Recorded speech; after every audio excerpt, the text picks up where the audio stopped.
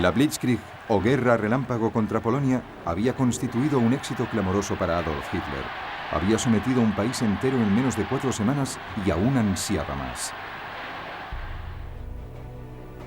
Así pues, ordenó a sus generales que planificasen el ataque a los ingleses y franceses en noviembre de 1939, menos de 2 meses después de la caída de Polonia.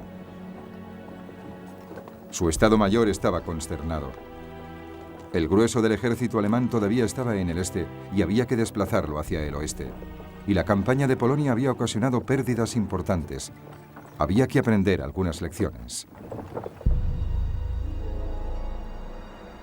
Las armas antitanque polacas habían destruido el equivalente a una división de los Panzers ligeramente blindados.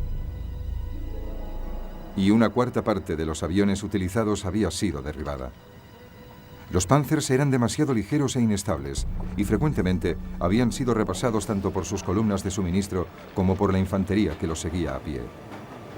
A regañadientes y después de violentas discusiones, Hitler aceptó esperar hasta la primavera siguiente.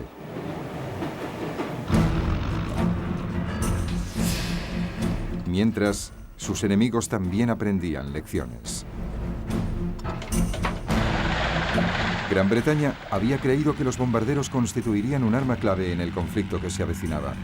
Pero cuando el 4 de septiembre la Royal Air Force de Gran Bretaña llevó a cabo un ataque aéreo en pleno día contra los barcos alemanes, 7 de los 30 bombarderos fueron derribados.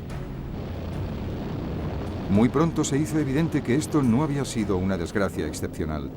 En algunos ataques aéreos se perdió más de la mitad de los aviones. Simplemente, los bombarderos británicos no estaban cualificados para esta tarea. Así pues, la RAF empezó a efectuar ataques aéreos por la noche y decidió no lanzar bombas sino panfletos a fin de no provocar represalias. Por entonces, con la Blitzkrieg atascada y la guerra aérea calmada, el centro de atención se trasladaba ahora al único escenario que faltaba: el mar. La Armada alemana todavía se hallaba enfrascada en un ambicioso programa de desarrollo que no debía completarse hasta el año 1948. El comandante del ejército naval, el almirante Karl Dönitz, planeó cortar las rutas de suministro a Gran Bretaña a través del Atlántico. A tal efecto, quería contar con 300 submarinos transatlánticos, pero tan solo tenía 38. No obstante, Dönitz se aseguró de que todos los submarinos disponibles estuviesen en el mar el 3 de septiembre, el primer día de la guerra contra Inglaterra. Y aquella noche, creyendo que era un barco mercante armado, el U-30 hundió el transatlántico Acinia sin previo aviso.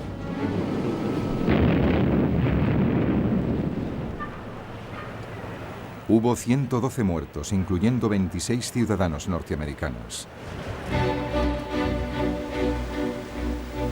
La Royal Navy hacía parecer pequeña a su homóloga alemana. Disponía de 12 barcos de guerra, Alemania no tenía ninguno, y tenía 5 portaaviones, Alemania ninguno. Tras el desastre de la Acinia, Gran Bretaña declaró un bloqueo total de los puertos alemanes. También introdujo un sistema de convoyes. Pero a pesar de su tamaño, la Royal Navy tenía pocos barcos escolta. Muchos barcos mercantes tenían que viajar solos y a finales de 1939 más de 100 habían sido hundidos. Rápidamente se hizo evidente que los británicos habían subestimado la amenaza submarina. El 17 de septiembre, el U-29 hundió el portaaviones británico Courageous.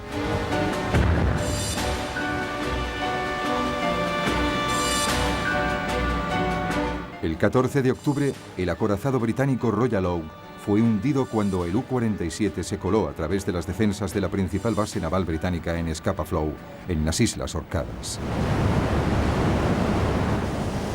Mientras, la pequeña flota de superficie de Alemania también se había desatado contra las rutas marítimas.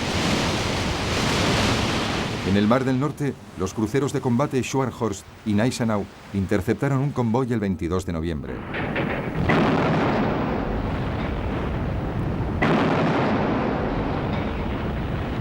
Hundieron su escolta, el crucero mercante armado Rawalpindi. Pero sería el pequeño acorazado Graf Spee el que ocasionaría los mayores problemas. Especialmente diseñado para asaltar barcos mercantes, sus cañones de 28 milímetros podían arrasar cualquier barco lo bastante rápido para adelantársele, y tenía la velocidad necesaria para escapar de cualquier batalla sin dificultad. El Graf Spee se había escabullido de Alemania antes de que diesen comienzo las hostilidades.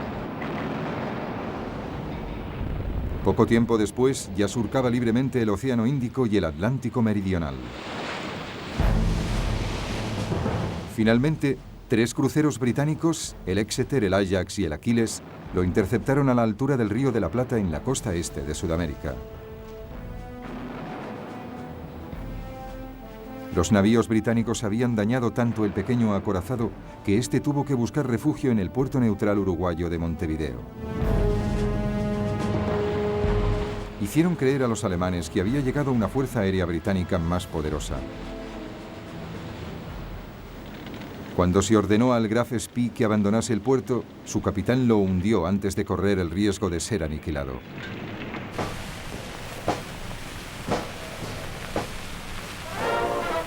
Esta vez fueron las tripulaciones de la Royal Navy las que fueron recibidas como auténticos héroes en su regreso a casa. Pero este fue casi el único éxito claro de las Fuerzas Armadas británica y francesa en el invierno de 1939. No obstante, los británicos disfrutaron de una victoria secreta en la guerra tecnológica que resultaría ser de vital importancia.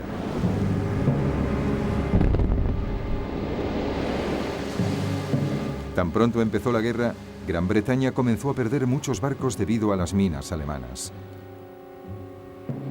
Lo que resultaba muy misterioso era que los barcos no parecían haber chocado realmente con ellas. Las minas simplemente habían explotado cuando los barcos pasaban cerca de ellas.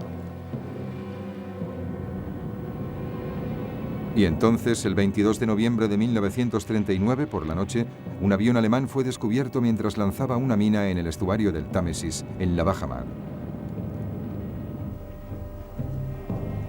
Desactivada y rescatada del barro, se comprobó que el sello magnético de un navío que pasaba cerca de la mina la habría hecho explotar.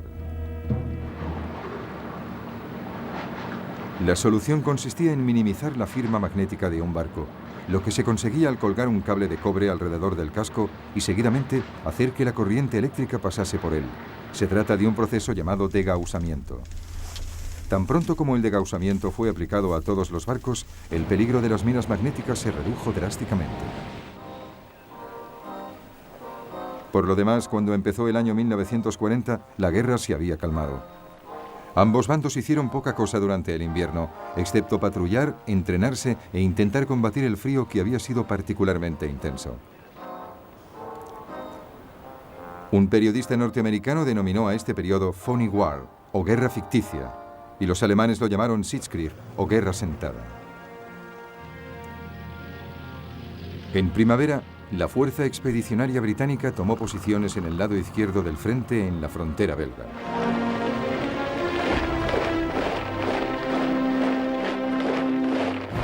Pero parecía pequeña al lado de su aliado francés.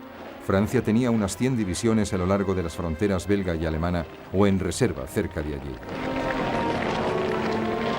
Este desequilibrio significaba que el comandante británico, Lord Gord, tenía que estar de acuerdo con las ideas del general francés Maurice Gamelin.